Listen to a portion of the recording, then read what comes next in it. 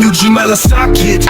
Unity from the soil, my rebellious crew fighting back intellects and they coil. Corruption got no place, we uproot the spoil. Together we stand, no fraud can make us recoil.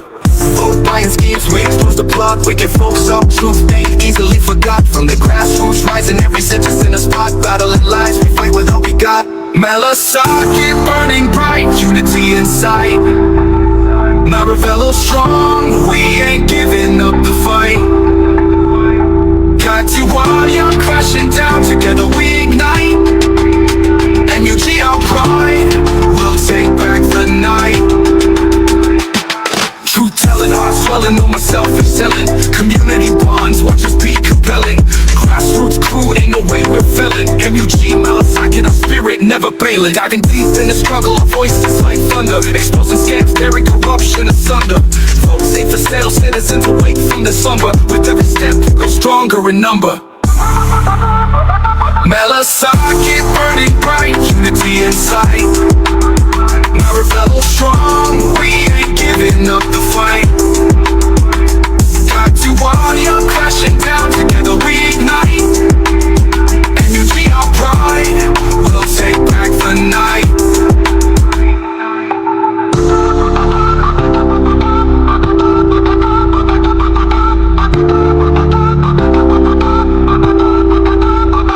Malasakit burning bright, unity in sight. Maravello strong, we ain't giving up the fight. Katiwaya crashing down, together we ignite.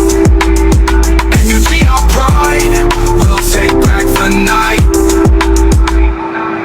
Vote buying is coming again. At peace, huwag magpaloko. Huwag magpagago sa mga ibaling politiko. I'm sure, pag namili ng boto yan, magnanakaw yan. Truth telling, heart swelling, know myself is selling. Community bonds, watch us be compelling. Grassroots crew, ain't no way we're failing. MUG, Malasakit, our spirit never failing. Diving deep in the struggle, our voices like thunder. Exposing scams, tearing corruption asunder. Folks safe for sale, citizens awake from the slumber. With every step, we grow stronger in number. Malasakit burning bright, unity in sight. Maravello strong, we ain't giving up the fight. Katiwaya crashing down, together we ignite. MUG our pride, we'll take back the night.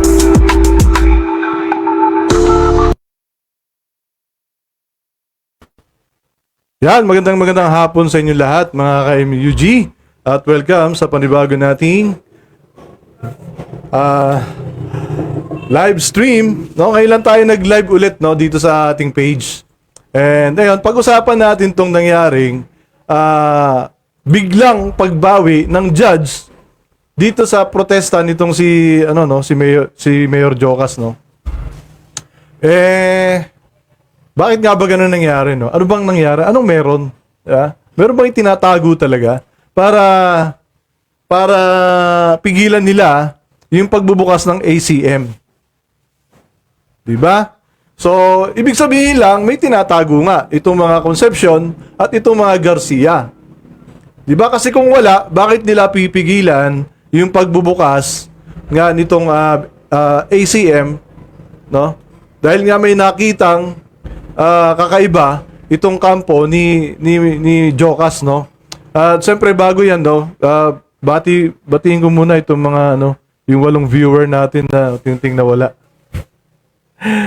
And siyempre, no, gusto ko rin magpasalamat sa ating mga kababayan, no, na ayun, nakakagulat lang, no, na kahit pa paano nakakuha po ako ng boto na 14,000 dito sa ating bayan, no. Maraming salamat sa inyo sa mga nagtiwala. At sa buong Bataan po ay nakakuha po tayo ng 50,600 plus na boto. Ayan. Maraming salamat po. Hindi ko po inaasahan yun na aabot ng ganong kalaki yung boto ko kasi hindi ko naman kailangang manalo. Kasi meron tayong protesta, ano po, na hanggang ngayon nga ay hindi pa inilalabas ng COMELEC. Kaya may problema talaga tong COMELEC, no? May problema talaga to eh. So hanggang katapusan na lang yan. So kailangan talaga may follow-up namin to ni Attorney Mike. Attorney Mike, shoutout sa'yo. And Shoutout din kay Danny Kumilang, no? Hirami ko yung video mo. Yung sa RH, yung reporter na si Danny Kumilang. So panoorin muna natin tong video na to. Courtesy of Danny Kumilang. Tama ba? Ayan.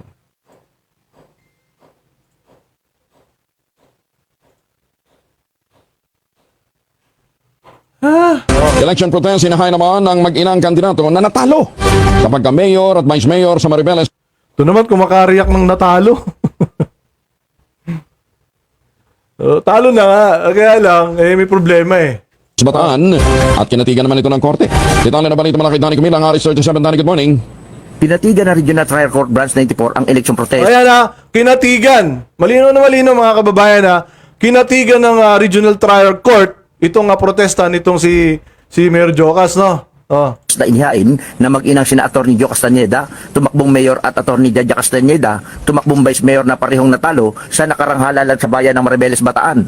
Batay sa 3 pahinang kautusan na permado ni Presiding Judge Jose Marie Kimboy, inatasan ang Municipal Treasurer na isumiti ang mga ballot boxes, vote counting machine, electronic data storage devices, listahan ng mga botante at iba pang dokumentong may kaugnayan sa halalan sa Hunyo 2, 2025. Tanging branch clerk of court, ilang empleyado ng korte at kinatawan ng parehong partido ang papayagang sumama sa sasakyan magdadala ng mga materyales. Humiling din ang korte sa Police Provincial Director ng Bataan na magtalaga ng 5 pulis sa umaga ng Hunyo 2 upang tiyakin ang seguridad ng transportasyon, habang 2 pang pulis ang itatalaga sa Bulwagan 2 Capitol Compound sa Balanga City kung saan iingatan ang mga materyales. Kumpiyansa naman ang kampo ng Castañeda na magiging daan ito sa patas na recount ng mga boto at pagdinig sa kanilang inihaing protesta.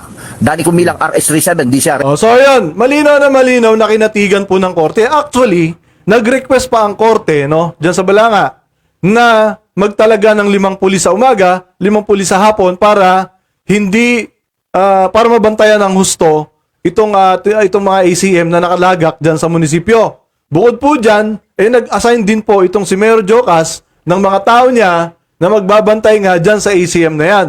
At ang nakakalungkot nga niyan, no, mga kababayan, may nakausap ako na isang nagbabantay doon. Umiyak siya. Kasi alam nyo, 10 days po nilang binantayan iyang ACM na yan. Mula po nung nagbigay ng desisyon, itong judge na ito, no, na nakinatigan nga niya itong protesta na magkaroon ng recount, no? Okay, yung mga tanga diyan, yung mga tangang nakikinig, no, na supporter ng kabila, makinig kayo. Ito kasi yung dahilan kung bakit nagprotesta itong si Mayor Jocas. Ano po, no? Huwag kayong tanga. Nasasabihin niyo hindi matanggap ng mga Castañeda na talo sila. Kahit naman kayo ang lumagay sa kalagayan nila, baka magprotesta din kayo. Kayo pa kaya? 'Di ba? Kaya kayo mga tanga, makinig kayo. Ganito 'yan. 10 araw na nagbantay itong mga tao ni Castañeda, no? Ulanin, arawin sila, hindi sila pinapapasok sa munisipyo.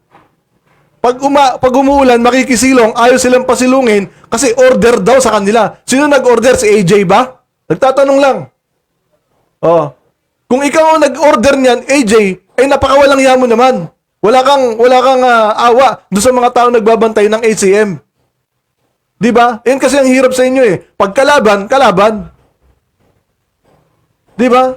Yan kasi yung problema sa mga kalaban ni Jocas eh. Pag kalaban at wawalang yain nila yan. Kita nyo? Maghapon magdamag sila dun sa labas ng munisipyo. Pag umaraw, dun lang sila, mainit, magpapayong. Pag umulan, payong lang din. Hindi sila pinapasilong sa munisipyo. Yun ang kwento nitong nakausap ko na nagbantay. Na talagang umiiyak siya habang nagkukwento. So ngayon, para dun sa mga tanga na nagko-comment na hindi matanggap ng mga Castañeda, ganito kasi yan, no? Unang-una, napag-alaman at may hawak na ebidensya itong sila Attorney Mike Operario na yung boto ng mga konsepsyon sobra sa voters list. Halimbawa, dito sa Balon. Halimbawa po dito sa Balon, ha? Ang botante dito sa Balon, halimbawa lang, 3,000 ang botante dito sa Balon. No, sa voters list, 3,000. ang bumoto sa mga konsepsyon, 5,000. O di ba may problema? O, di ba may problema? O ngayon kami nanonood dyan ng mga tangang supporter ng kabila, ay makumoment kayo at sasagutin ko kayo. Alright? O bukod dyan, bukod doon sa na-discover na yan na sobra-sobrang boto, ha? Na sobra-sobrang boto, nakita rin nila ni Atty. Mike na May 5 pa lang nagbibilang na yung machine. Oh, May 5 pa lang nagbibilang na yung machine. O ngayon, kung hindi totoo yan, kung hindi totoo yan, ha? Kung hindi totoo yan, bakit nyo pinigilan yung manual counting? Alright? Wait lang po, may nag-text lang.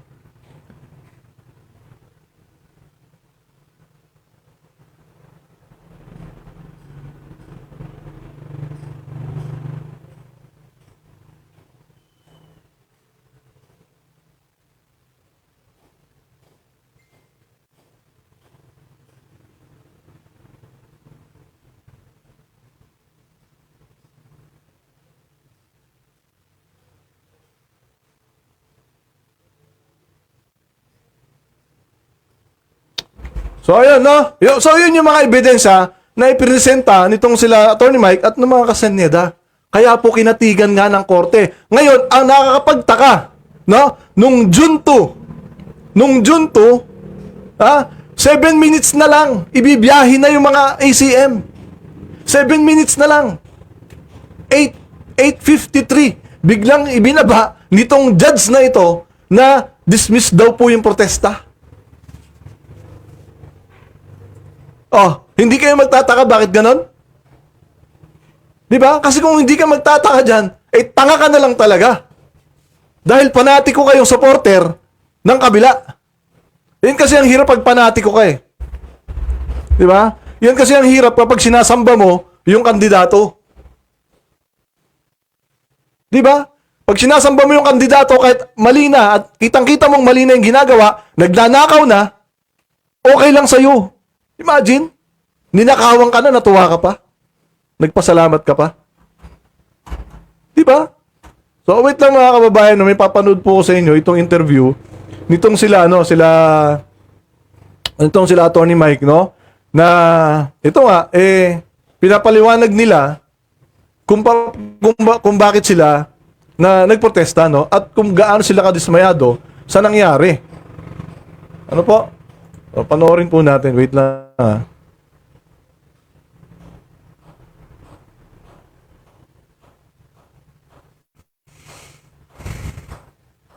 Hindi ko na-prepare eh.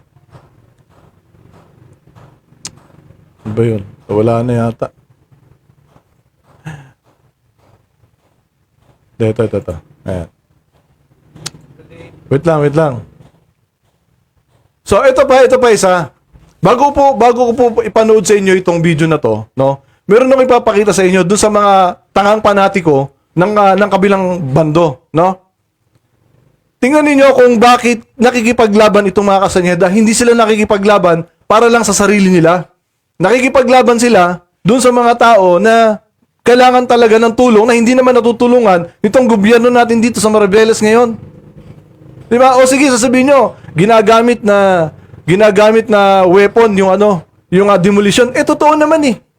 Panoorin nyo kung hindi kayo naawa dito sa taong to, na yung bahay nila, kung paano sila gipitin dito sa Malaya at sa Maligaya, hindi ka na tao pag hindi ka naawa dito. Tingnan ninyo, mga kababayan, tingnan ninyo. Ito po ay presidente ng samahan dito sa Malaya. Tingnan ninyo kung anong klaseng bahay meron sila ngayon. Dahil hindi sila pinagpapapasok, hindi pinapapasok sa kanila yung mga materyales para makapag-repair ng bahay. Tingnan naman ninyo.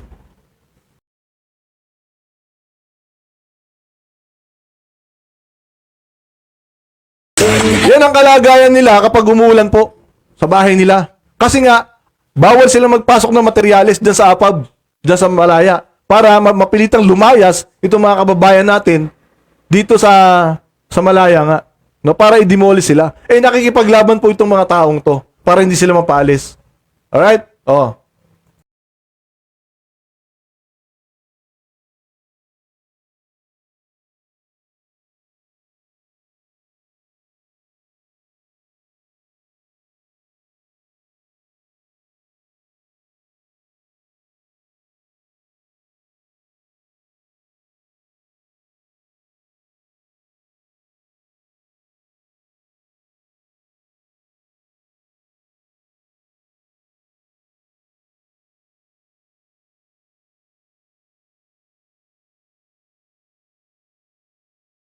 Kaya tayo makaka-copyright dito sa music niya.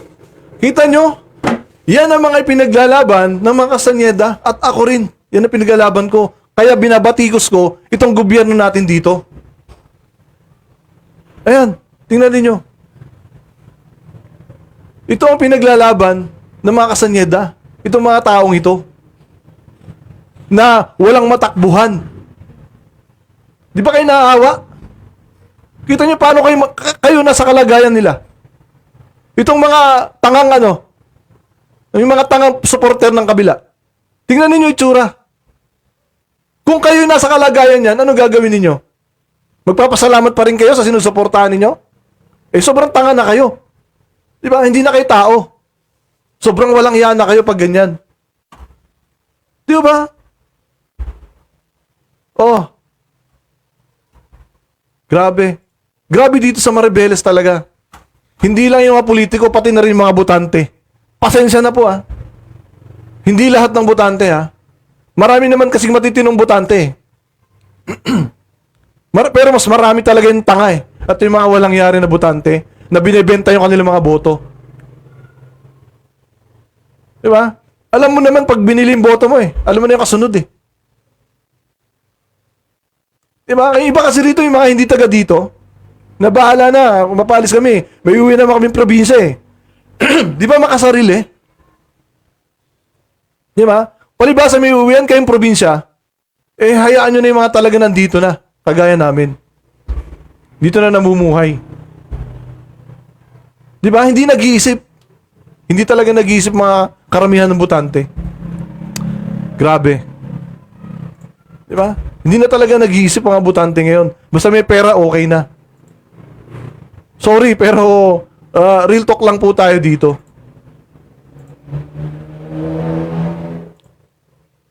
So ito na po, panoorin po natin itong pahiram ulit ng video Danny Gumilang. Pahiram ulit.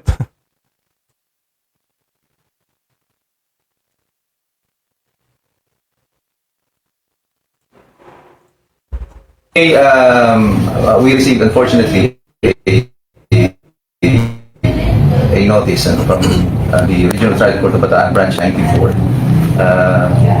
Exactly about 8:53, 7 minutes before supposedly transfer ang mga balota sa Regional Trial Court para umpisahan na mamayang hapon dapat yung preliminary conference. Mayroong order na biglang dinidismiss na yung petition. Of course, definitely we will be filing our motion for reconsideration here because I think there are a lot of procedural lapses also na commit dito. For one, pangatlong raffle na po ito ng kaso, pangatlong transfer na until it first landed dun sa Branch 95, the duly designated court by the Supreme Court as an election court. Pagkatapos nag-inhibit yung judge, nalipat sa pairing judge niya, kay Judge Alba, and then nag-inhibit si Judge Alba, napunta sa Branch 94 after raffle. Now, nung Friday, that is May 29, about 4:56, around that time, naka-receive kami ng order from Branch 94, signed by the presiding judge, Judge Kimboy, na sineset na for preliminary conference yung case. And it ordered the transfer of the ballots from the court papunta na sa husgado. So ang assumption namin nun is that the petition has already been considered and that it is substantial in form and in substance. Kaya siya nag-order na i-transfer na siya sa court because that's what the rule provides. That if the petition or the answer or the pleadings already filed so warrant, sabihin, sinabi ng judge may sapat na basihan, yung order niya na yung transfer ng mga Diba? ng mga balota. O kaya nga in-order na, no? In-order na ng judge. Di ba? Na i-transfer na yung mga ACM. para magkaroon ng preliminary hearing. Diba? Kasi nga daw, may sapat ng basihan. Eh bakit biglang binawi? Ano ang tinatago, Judge? Ano ang meron, Judge? Diba? Nagtatanong lang po. May pera bang umiral dito? Meron ba? Nagtatanong lang po ha. May pera bang umiral? Kasi sabi dito, meron ng sapat na basihan para mag-recount na. Ibig sabihin, nakita ng judge na yung ebidensya yung pinakita nitong kampo ni Castañeda ay matibay. Kaya nga magpaparecount na sana. Kaya nga pinabantayan na sa mga pulis. Pero last 7 minutes para ibiyahe na yung mga ACM. Biglang nagbaba yung judge. Na-dismiss daw. Anak ng tipaklong. Anong nangyari, Judge? May tinatago ba kayo? AJ Concepcion? May tinatago ba kayo? Ha? Mga Garcia, meron ba kayong tinatago? Bakit nyo pinigilan? Bakit nyo pinigilan? Diba? Kung hindi totoo yung ebidensyang nakita nila Castañeda at nila Atty. Mike, bakit nyo pinigilan? Hindi ba mas magandang malaman ng taong bayan kung ano yung katotohanan, kung nandaya ba kayo o hindi? So dito, kaya nyo pinigilan, inaamin ninyo na kayo ay nandaya. Tama hindi? Di ba? Na bukod sa vote buying na di umano, di ba? Bukod sa vote buying di umano, na ginawa ninyo, may natanim pa doon sa ECM. Doon na lang sa version eh. Magkaiba na yung version eh. Di ba? Ng ACM. Oh. Ba't niyo pinigilan? Mas magandang malaman ng taong bayan ang katotohanan na hindi kayo nandaya. Di ba? Na hindi kayo namili ng boto. Pero pinigilan nyo eh. So ito ay isang indikasyon na umaamin kayo na nagkaroon ng kalokohan, nagkaroon ng dayaan nitong nakaraang eleksyon. Tama! Ito, may comment si si Jun Gabiola. Ito, kasama rin po sa nagprotesta to. Grabe sir, sobrang nakakalungkot. Nakahanda na kami para dalhin o i-transfer na sana sa RTC para sa magkaroon ng preliminary conference. Kaya lang biglang nag-order na dismiss. Kung tambak daw ang lamang nila, bakit di nila hayaan na magkaroon ng manual counting? Kaya nga eh. Oh, sasabihin nyo tambak. Tanggapin na lang. Eh ang problema nga, tambak din yung problema eh. Di ba? Akalain mo yun? Mas marami pa yung boto ng mag-ama kaysa dun sa voters list. Oh, kung hindi totoo yan, bakit nyo pinigilan? O ngayon, sasabihin nyo, hindi tanggap ng mga Castañeda ang pagkatalo nila. Mahirap talagang tanggapin dahil alam mong may nadinaya ka. Na may katarantaduhang nangyari nung eleksyon. Mahirap talaga tanggapin. Ngayon, kung nagkaroon ng recount at natalo sila, doon siguro matatanggap nila ng buong puso yung kanilang pagkatalo. Eh, hindi nyo hinayaan eh. Hindi nyo hinayaan. Tuwa naman yung mga tangang supporter. Na dismiss na po. Move on na po. Mga tanga.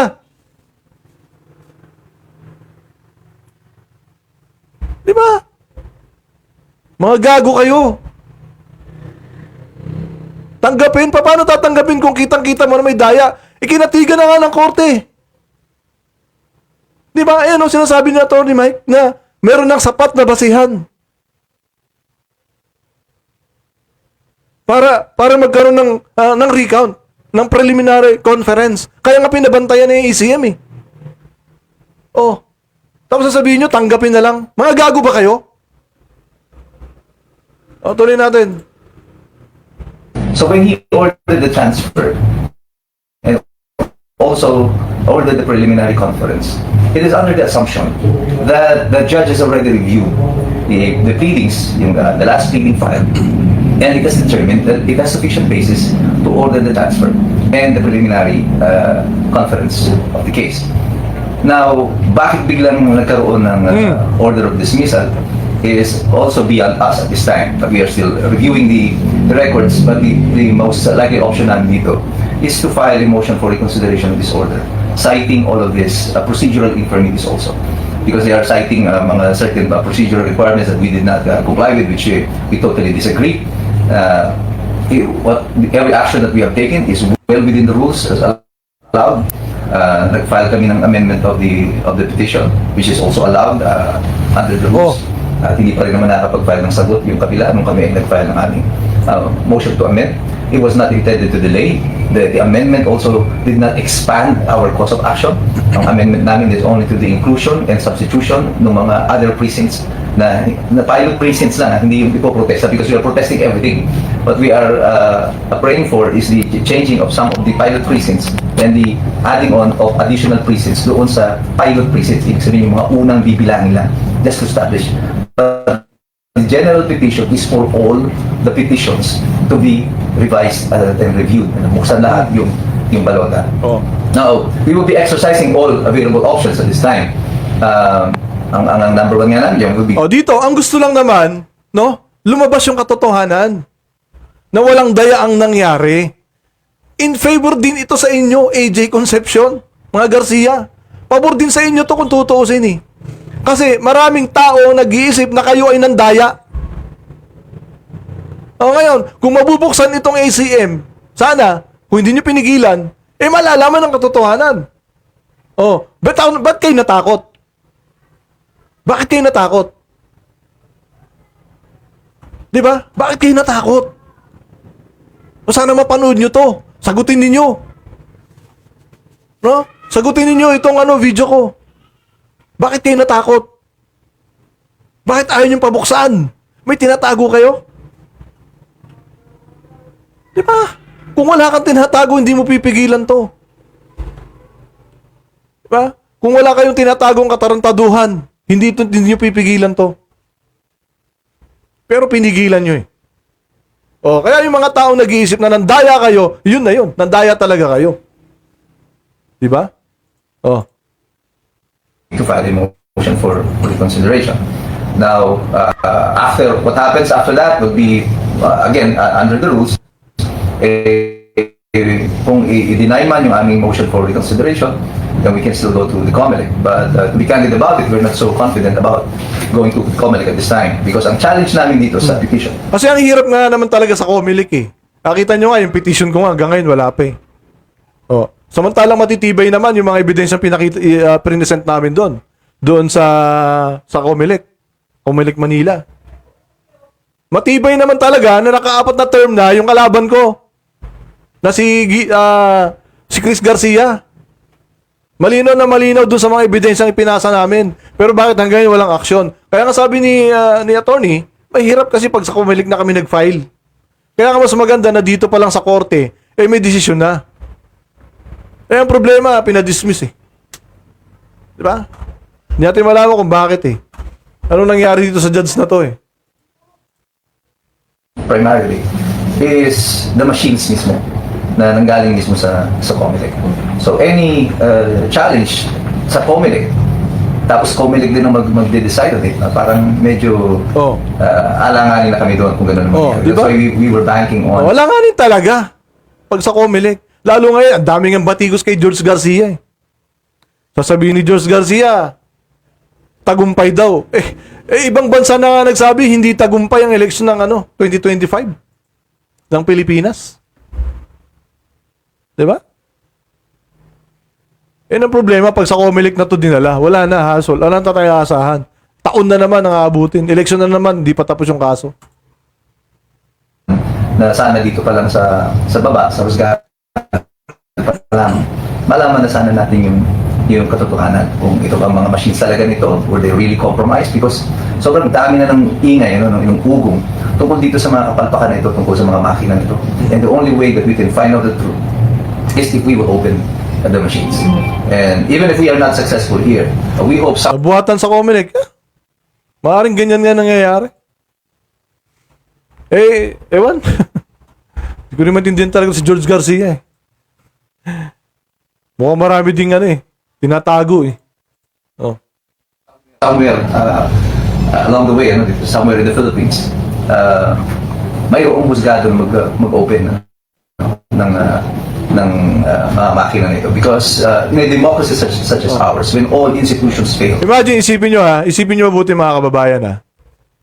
Sabi ni George Garcia, lahat daw ng may kaso, may mga pending case, hindi po proclaim. Pero pre-proclaim nila si Chris Garcia. Pre-proclaim nila si Chris Garcia. Imagine that. May pending case. So, ganyan sa Comelec. Kaya sabi ni attorney, mukhang hindi na sila confident pag doon. Sana nga na-resolve na dito pa lang, sa korte pa lang. Sana na-resolve na yung problema. Kaso, wala Diba? Wala tayong pera Diba? Mahirap lang tayo Palike-like naman po ng video, tapos pakishare-share na rin para mapanood ng mga Garcia at ng mga Concepcion. Okay? Share nyo po. Hindi po ako natatakot na mapanood nila. At hindi ako natatakot na mapakinggan nila kung yung mga pinagsasabi ko dito. Dito, puro katotohanan lang tayo. No? Puro lang tayo dito. Hindi tayo naninira dito sa MUG. Alright? Ang gusto lang po sa protest na ito ay para malaman ng katotohanan at para hindi rin masayang ang boto ng ating mga kababayan. Tama. Kasi kahit sila nagtataka, Team Jokas daw binoto nila, pero bakit sila ang nanalo? At tambak pa lahat ng barangay, talo at tambak pa kung kailan nagkakaso. Kaya nga imagine may kaso si AJ, nanalo pa, tambak pa. Ganun ba katanga mga taga Maribeles? Iboboto yung may kaso ng pandarambong di ba? Kaso ng pandarambong sa ombudsman. Yung ba yan, niloloko ka na, ginagago ka na, binoto mo pa? Ganun ba katanga mga taga Maribeles? Para ipanalo, tambak pa nga. Kaya ang hirap paniwalaan No, ang hirap paniwalaan sabi pa dito, at nasuspindi, binoto at nasuspindi 6 months, di ba? At nakakapagtaka naman po, wag po ninyo pigilan ang gusto ng ating mamamayan ang malaman ng katotohanan. Huwag kayong matakot kung wala kayong ginagawang magic. Kaso parang takot di ba? Takot Takot. Kasi, alam mo, yung mga walang iyang tao, takot yan sa sariling multo nila. Diba? Yung mga walang iyang tao, takot yan sa sariling multo nila. Walang iya ba kayo, AJ? Concepcion? Bakit kayo takot? Diba? Bakit kayo takot? Ako nagtatanong lang Nagtatanong lang ako kung walang iya kayo. Kasi kung hindi kayo walang iya, bakit nyo pinigilan? Diba? Mga Garcia, bakit? May malalaman ba ang taong bayan? Nakalokohan na ginawa ninyo? Kaya walang dinidemanda ng Comelec like vote buying.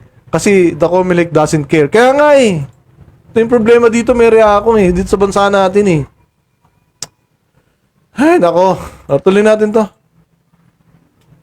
ang tanging takbuhan na lamang ng mamamayan ay ang hukuman.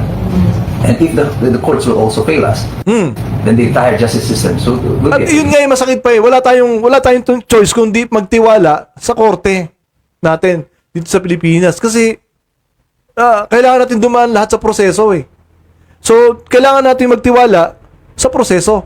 Ang problema, ganito nangyayari. Diba? Mukhang hypothetically, mukhang may pera na gumagana.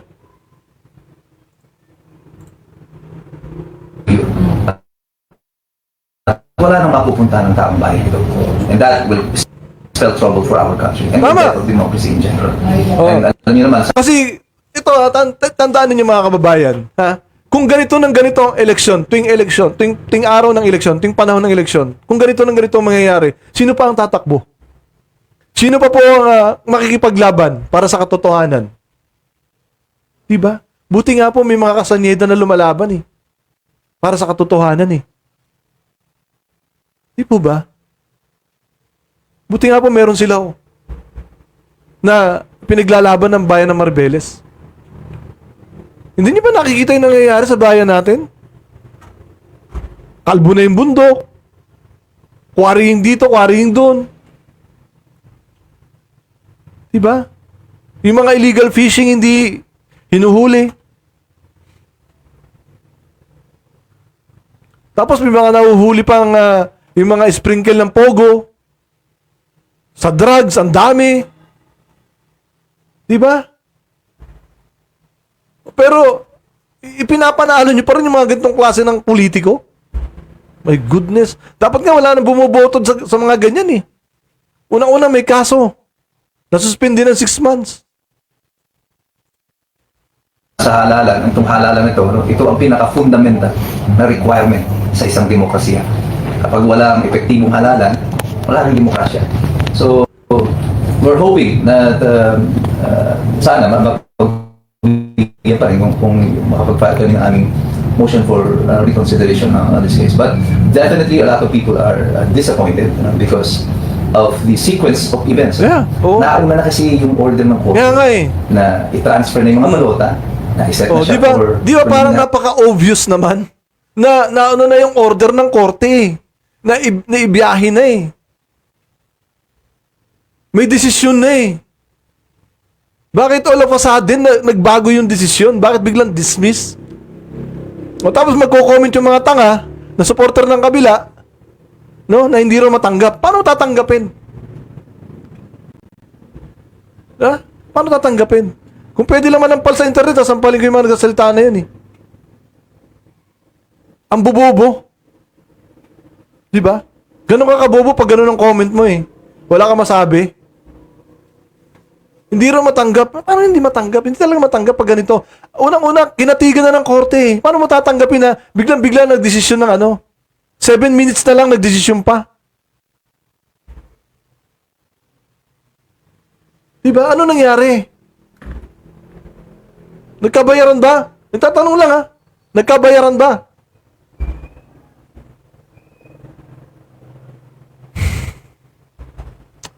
Diba? conference. So the assumption is people had their hopes high. Tao ng Maribeles that finally we will find out the truth. Only to be disappointed later on na parang biglang binawi nila yung order of Yun nga eh. the conference in the same order 7 minutes before the scheduled transfer. Now, without casting a doubt on the integrity and honor of the court, this is something that we cannot prevent the people from thinking about it enough. But Yes. again, Hindi talaga may alis sa isip ng taong bayan na may nangyaring magic kahit sa korte natin dito sa Bataan. Ito yung hirap pag dynastiya talaga eh. Wala tayong matakbuhan. Nakakaawa tayong mga taga-Bataan. Ito talaga yung mahirap pag dynastiya ay nakaupo. Sobra. Diba? Wala nang kukontra eh. Diba? Kaya hindi makaalis-alis sa posisyon tong mga Garcia eh. I think maraming tinatago tong mga to eh. Na mabibisto kapag may ibang naupo sa Kapitolyo. Diba? Posible yan. Hindi natin maiaalis na mag-isip ng ganyan. Dahil sa mga ganitong pangyayari dito sa ating probinsya. And Monday ng mga araw na yun, why there was a change of mind sa Husgado. That question is a question that will linger sa mga isipan ng mga mamamayan until we find out the truth about it. And we hope, in the interest of justice at sa interest ng demokrasya sa Pilipinas, hindi lang po sa Maribeles ito, the implication of this election, yung magnitude po. Yes, kasi sa ibang lugar naman may nangyari. May nangyari din ganyan eh. Diba? Ang hindi lang nila kaya, yung Pasig. Diba? Hindi nila kaya yung mayor doon eh. Sa ibang lugar, marami ding nangyaring ganyan. Siguro, if the price is right. Diba? Nagtatanong lang. Malamang. Parang ganon. Baka ganon. Baka if the price is right, dayain natin yung lugar mo. Yung bayan mo. Yung probinsya mo, dayain natin. Baka ganon. Baka ganon yung nangyari.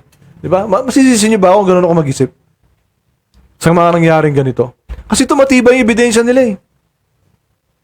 Diba? Matibay yung ebidensya kaya kinatigan ng korte eh. Tapos biglang-bigla na lang babawiin sa 7 minutes na lang. Ibibiyahe na. Binago yung desisyon. Oh. Di ba? So, yun lang naman, no, mga kababayan ko dito sa Maribeles. Muli, maraming salamat po sa inyo, no. Marami pa naman tayo matitinong butante rito. Kaya lang, tambak yung may kaso. Diba? Parehas may kaso yung mag-ama. Yung isa, convicted yung isa, yung ama, convicted.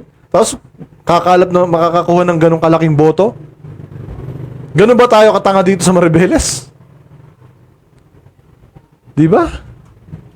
Kaya, malaking question talaga itong botohan na ito na 2025 dito sa Maribeles. Ano po? So, yun lang naman po mga kababayan. No? At muli, maraming salamat po sa inyo. No? Siyempre, huwag natin kalilimutan, isa lang tayo mabubuhay. Piliin natin maging tama at mabuti. Maraming salamat.